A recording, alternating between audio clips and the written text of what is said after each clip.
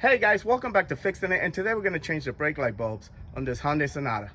Okay, open up the trunk, reach behind the tail light and pull this flap out. And now this is your bulb. I marked it so we know which way to put it in. So what you're going to do is twist it counterclockwise and pull it out. And this is your bulb. To remove the bulb, you're going to twist it counterclockwise and pull it out. But when you pull it out, pay attention to these little tabs. See?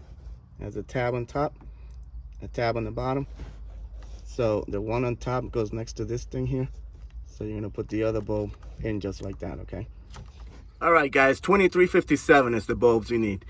Okay, you got your new bulb. Remember the one tab on top goes next to this thing. You're gonna push it in, turn clockwise, and now you're ready to put it back in. So this is your mark right here.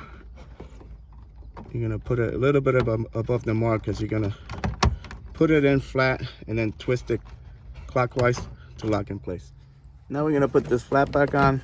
Make sure these tabs go underneath like that. There you go, just like that. All right, guys, I hope this video helped you out. Like and subscribe. Talk to you guys later. Take care.